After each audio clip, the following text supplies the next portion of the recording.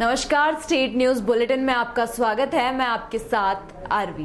Bulletin की शुरुआत करने से पहले एक नजर हेडलाइंस की ओर।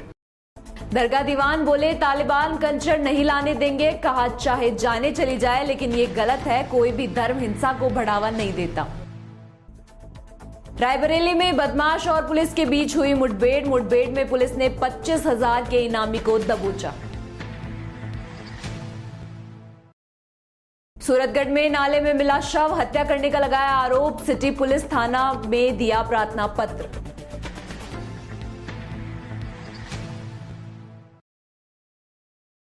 और खबरें विस्तार से। अजमेर दरगाह की ओर से आई अपील, कहा कि उदयपुर की घटना है निंदनीय, कोई भी धर्म मानवता के खिलाफ हिंसा को बढ़ावा नहीं देता। हमारे देश को हम तालिबान कल्चर नहीं लाने देंगे, चाहे जाने ही चली जाए। ये जो लोग इस तरह की हरकत कर रहे हैं उनसे न केवल इस्लाम बदनाम होता है, धर्म बदनाम होता है, देश बदनाम होता है। ये गलत है। दरगाह की ओर से कहा गया कि आरोपियों ने देश की गंगा जमुना तहजीब को चुनौती दी है। इस्लाम के नाम पर हिंसा और नफरत फैलाने का हक किसी को नहीं है। सरकार को जो काम करना है वो करेगी, सख्त इससे सख्त सजा देनी चाहिए। सोशल मीडिया पर अनर्गल बयानबाजी करने वाले लोग देश को नुकसान पहुंचा रहे हैं। कुछ गैर नैतिक दिमाग ने आदमी को क्रूर हमला किया, जिससे इस्लामिया दुनिया में दंडनीय पाप के रूप में स्वीकार किया जाता है। अजमेर गरीब नवाज की दरगाह और पुष्कर ब्रह्मा जी की नगरी पुष्कर में हजारों लाखों तीर्थयात्री आते हैं। सनातन संस्कृति और सौहार्द सद्भाव हमारे देश की पहचान है। हम इन्हीं विचारों पर रहकर विश्व गुरु बन सकते हैं। विशेष रूप से इस्लाम धर्म में सभी शिक्षाएं शांति के स्रोत के रूप में कार्य करती है। दरबार ख्वाजा गरीब नवाज हिंदुस्तान में कभी भी जिंदा के ऐसे हालात हुए और अमन और शांति का पैगाम यहाँ से गया है। आज भी हम गरीब नवाज के योगदान हिंदुस्तान का पैगाम है।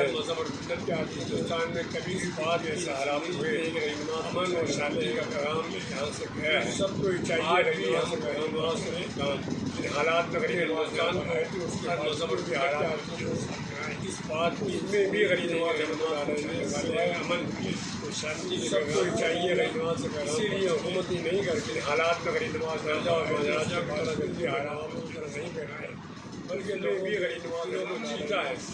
आज भी हम आप सबसे पैगाम करेंगे इन गरीब नवाज ही नहीं काम को काम कर राजा और महाराजा भाईचारे की नहीं है, बल्कि लोगों जीता है।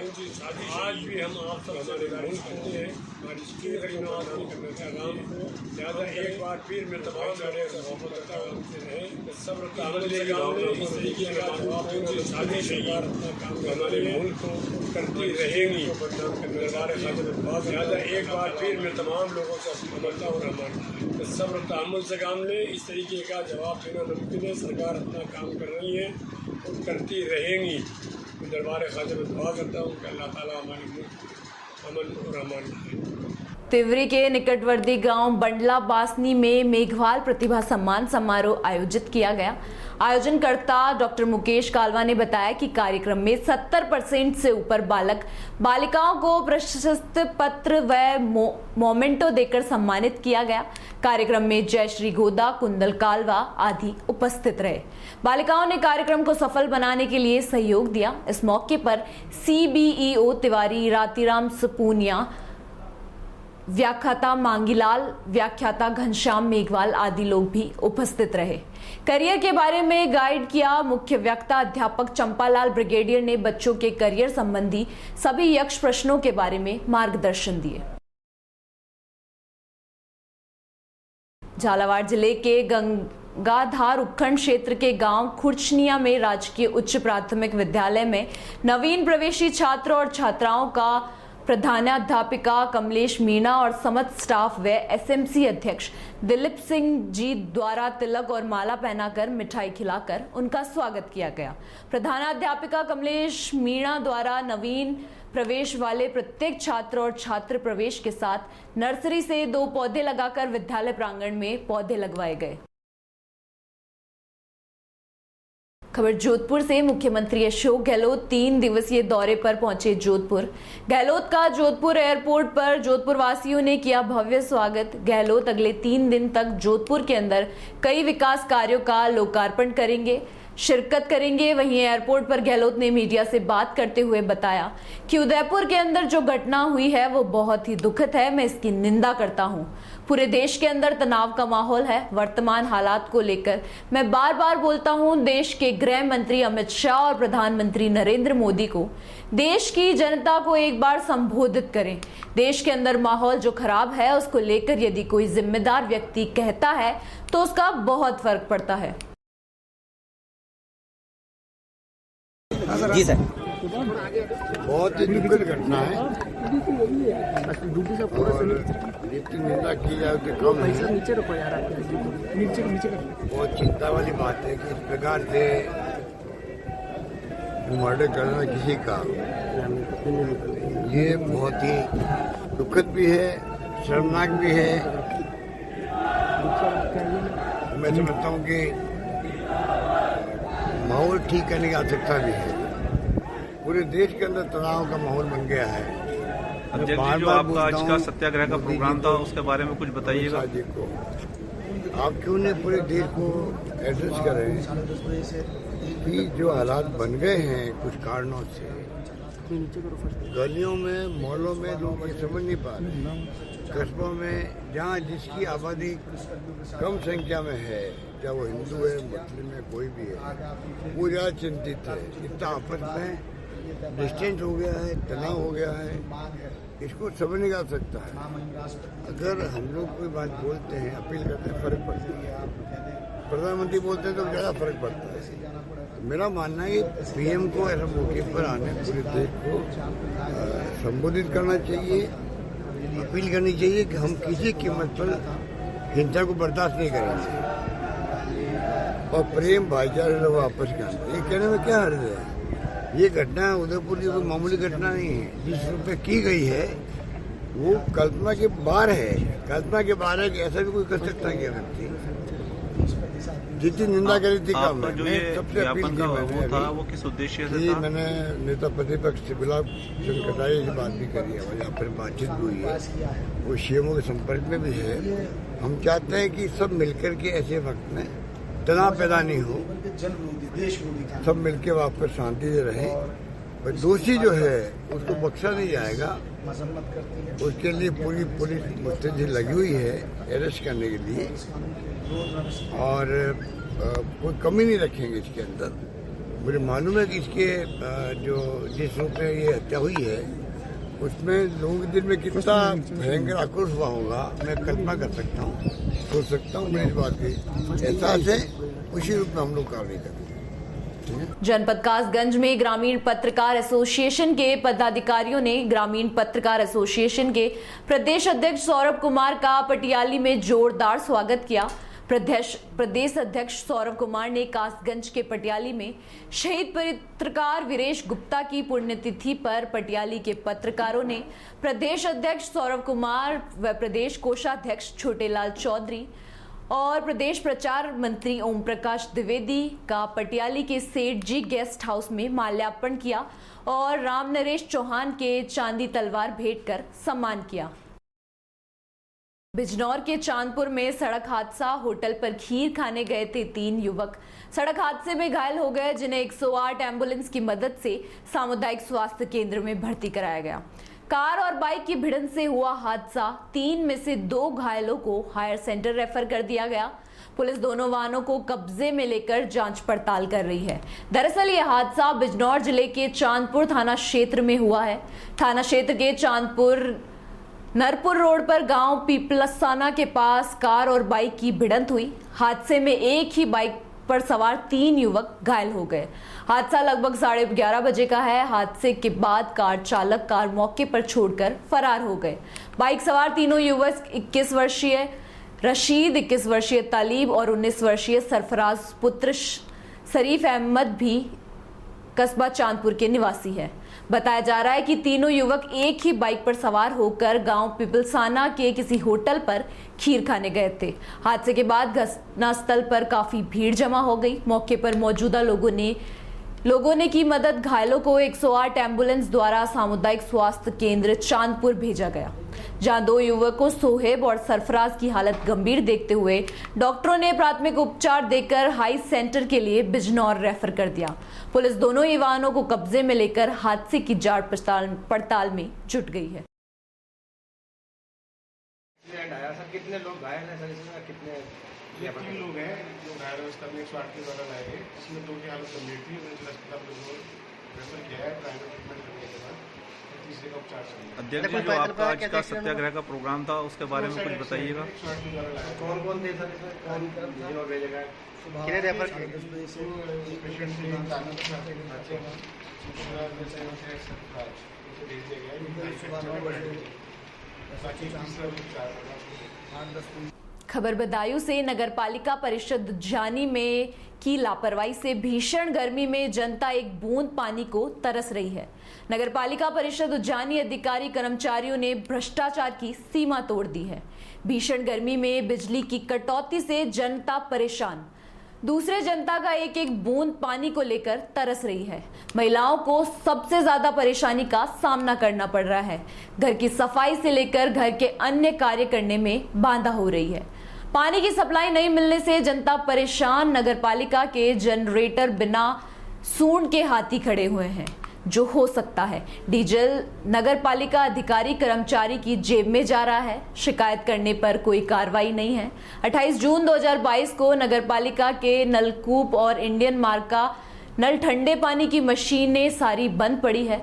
नगरपालिका परिषद उज्जैनी में नलों की तली झाड़ सफाई के नाम पर फिर घोटाला। जिले के उच्च अधिकारियों से मेरा निवेदन है, नगर के सभी नालों की उच्च स्तरीय जांच हमारी समिति के समक्ष कराई जाए। नगरपालिका द्वारा नालों की सफाई जहां तहां करे वीडियो बनाकर वायरल कर शासन प्रशासन को गुमराह कर दिया। इसके बावजूद नालों पर अतिक्रमण फैला हुआ है। नाले पट्टे पड़े हैं तो नाले की सफाई कैसे होगी? जिला अधिकारी से मेरा नम्र निवेदन है कि नगर के सभी नालों की उच्च स्तरीय जांच कराकर दोषियों के विरुद्ध कार्रवाई की जाए। क्या नाम आपका भाई? चंद्रसेन समाज सेवी। समस्या ये है कि जनता परेशान है। किस चीज़ से परेशान है जनता? बिजली मिल नहीं रही है और नगर पालिका वाले जनरेटर चलाते नहीं है और पानी की बहुत ज़्यादा परेशानी चल रही है और जो भी मतलब जनरेटर खड़े हुए हैं वो सब बंद हैं। जनरेटर किसके हैं ये? नगर पालिका की तरफ से जनरेटर लगे हुए हैं वो सब बंद रहते हैं। अच्छा जी। और ये लोग कागजों में खाना पूरी करके रुपये निकाल लेते हैं। किसका पैसे निकाल लेते हैं? जनरेटरों में तेल का, डीजल का पैसे निकाल लेते हैं। अच्छा जी। डीजल का पैसा निकाल लेते हैं। हाँ जी। और आपस में बंदर मार करके खा जाते हैं। अच्छा जी। अच्छा। और जनरेटर बंद रहते हैं और पानी के लिए जनता परेशान रहती है। अच्छा जी। क्या नाम है आपका? मैं आजाद समाज सेवा समिति प्रदेश अध्यक्ष कस्बा उज्जैनी। जनपद बताऊं कि कस्बा उज्जैनी में नगर पालिका की घोर लापरवाही है और इस समय जो है भीषण गर्मी चल रही है और बिजली की आपूर्ति पूरी नहीं हो रही है। पूरे नगर की जनता जो है एक एक बूंद पानी को परेशान है और कई जनरेटर शहर में लगे हुए हैं जो जनरेटर जो है चलाए नहीं जाते, जिनका जो डीजल भ्रष्टाचार की भेंट चढ़ रहा है। इनके इसके शासी अधिकारी और कर्मचारी जो हैं और जलकर इंचार्ज वो डीजल अपने किताबों में केवल लिख के चला देता है, पैसे निकाल लेता है और जनरेटर खड़े रहते हैं, जनता परेशान रहती है। अच्छा सर। नंबर 2, नगर में पिछली बार भी हमारा अनशन चल रहा है कि नगर के बरसात आने वाली, नगर में तली झाड़ नालों की सफाई के लिए अभी दोबारा फिर कराई गई है, मगर वो तली झाड़ सफाई नाम के लिए कराई गई है। नगर में कई जगह नाले पटे हुए हैं, कोठी बनी है, शोरूम बने हैं और दुकानें बनी हुई हैं, नाले साफ कैसे हो गए? मगर ये शिकायत हमने काफ़ी नगर पालिका की शिकायत जो है उच्च अधिकारियों से की, शासन प्रशासन से की, मगर जो है ये नगर पालिका शासी अधिकारी जो झूठी रिपोर्ट बनाकर शासन प्रशासन को गुमराह कर देते हैं और मामला जेब करते हैं और सब पैसा जो भ्रष्टाचार की भेंट चढ़ रहा है। आगरा में मिशन मोदी अगेन पीएम के राष्ट्रीय अध्यक्ष रामगोपाल काका और महानगर अध्यक्ष केदार सिंह परमार के नेतृत्व में होटल देवम इन सेक्टर 7 में अल्पसंख्यक कार्यकारिणी का गठन किया गया। अकरम हुसैन को अल्पसंख्यक महानगर अध्यक्ष पद के नियुक्त किया गया। तमाम अल्पसंख्यक कार्यकर्ताओं ने हिस्सा लिया। इस मौके पर मिशन मोदी अगेन पीएम के तमाम पदाधिकारियों और कार्यकर्ता मौजूद रहे। राष्ट्रीय अध्यक्ष रामगोपाल काका का कहना है कि मिशन मोदी अगेन पीएम के पदाधिकारियों और कार्यकर्ताओं ने केंद्र सरकार और राज्य सरकार की जन कल्याण योजनाओं को जन जन तक पहुंचाने का कार्य करते हैं। हजारों की संख्या में मिशन मोदी अगेन पीएम के कार्यकर्ता उत्तर प्रदेश में काम कर रहे हैं। वो देश के तमाम राज्यों में मिशन मोदी अगेन पीएम की टीम कार्य कर रही है। आज आगरा में अल्पसंख्यक के महानगर अध्यक्ष अकरम हुसैन को नियुक्त किया गया। अकरम हुसैन के साथ तमाम अल्पसंख्यक कार्यकर्ताओं ने मिशन मोदी अगेन पीएम की सदस्यता ग्रहण की। का कार्यक्रम किया है, क्या कार्यक्रम? आज मिशन मोदी में एक नई उपलब्धि जोड़ने जा रही है, जिसमें हमारे अल्पसंख्यक मोर्चे के अध्यक्ष घोषित कर रहे हैं हमारे राष्ट्रीय अध्यक्ष रामगोपाल काका जी, जिसमें आज हमारे यहाँ जो बैठक है, इस बैठक के अंदर ही अध्यक्ष घोषित होंगे। इसी बैठक में मथुरा से और फिरोजाबाद से, कासगंज से जिलाध्यक्ष भी यहाँ पधारे हुए हैं। आगरा के महानगर अध्यक्ष नहीं है, महिला मोर्चा से भी कार्यकारी अध्यक्ष पधारे हुए हैं। तो हमारा उद्देश्य यही है कि मोदी जी की नीतियों को घर घर तक ले जाना और मोदी जी की बड़ी जीत में हिस्सेदारी भागीदारी करके बड़ी जीत दिलवाना।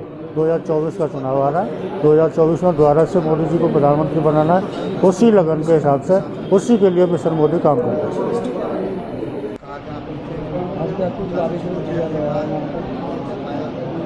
आज mission Modi again PM Agra महानगर अल्पसंख्यक मोर्चे का महानगर अध्यक्ष घोषित करने के लिए कार्यक्रम रखा गया है।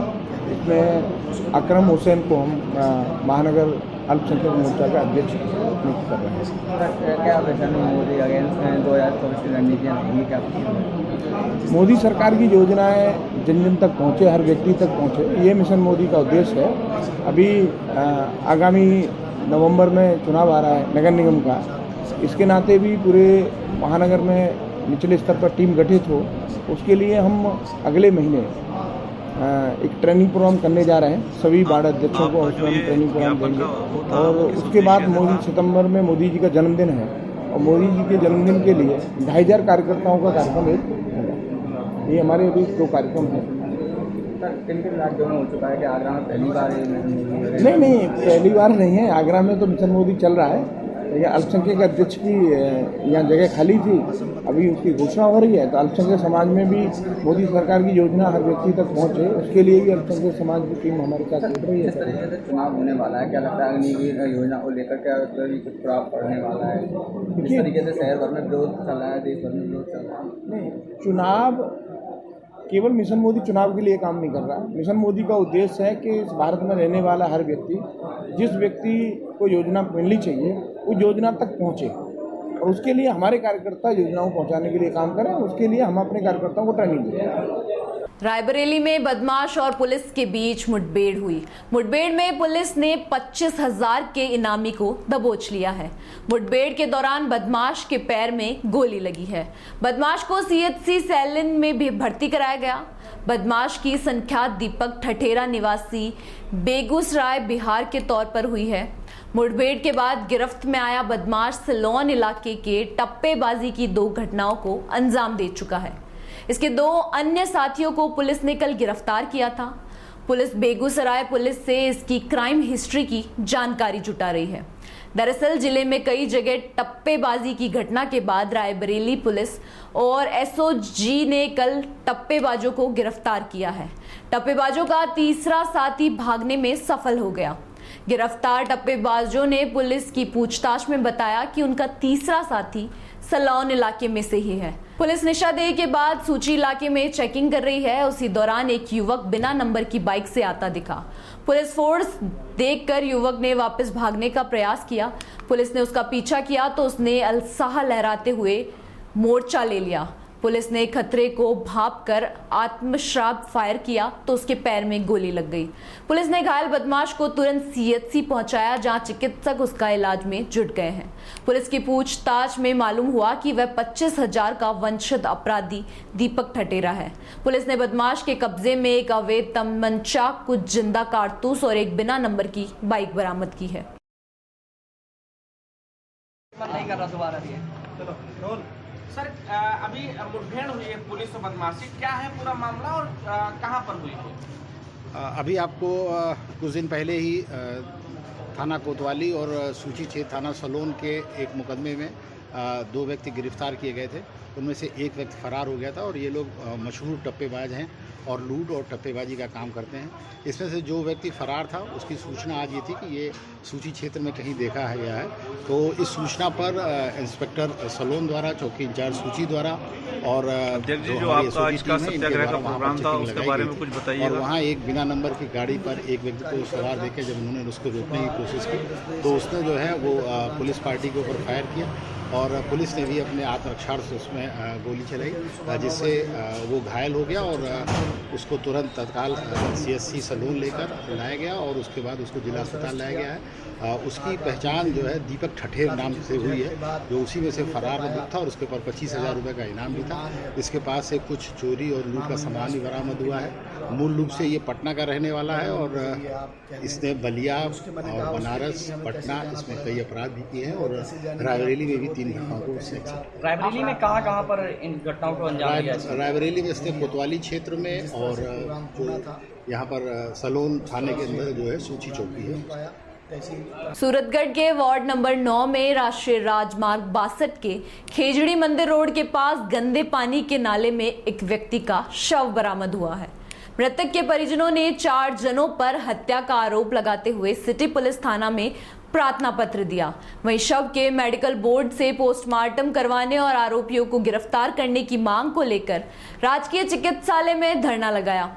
जानकारी के अनुसार वार्ड नंबर 9 के निवासी कमला पत्नी राजू नायक ने 29 जून को पुलिस थाना में रिपोर्ट की थी। उसका पति राजू, जो कि 5 वर्ष से शारदा पत्नी सुरमा नायक निवासी वार्ड नंबर 9 के घर आना जाना था तथा रात को कई बार उसके घर रुक जाता था। लेकिन 27 जून की शाम करीब 6 बजे राजू मोटरसाइकिल लेकर निकला लेकिन वापस नहीं आया। तब उसके पुत्र अपने पिता को शारदा के घर बुलाने भेजा तो शारदा और उसके पति सुरमा राम ने उसके पुत्र अनिल को राजू के घर पर नहीं होने की बात कहकर उसे वापस भेज दिया। कमला ने रिपोर्ट में बताया कि जब वह शारदा के घर गई और राजू का मोटरसाइकिल मांगा तो उसने कहा मोटरसाइकिल चलाने वाले को ही नहीं छोड़ेंगे। इस संबंध में पुलिस ने गुमशुदगी दर्ज की। बुधवार सुबह राजू का शव वार्ड 9 के नाले में गिरा मिला। सूचना मिलने पर वार्ड पार्षद हंसराज स्वामी और मृतक के परिजन मौके पर पहुंचे। वहीं सिटी पुलिस भी मौके पर पहुंची और शव को राजकीय चिकित्सालय की मोर्चरी में रखवाया। फिलहाल इस बुलेटिन में इतना ही। देखते रहिए DPK न्यूज। नमस्कार।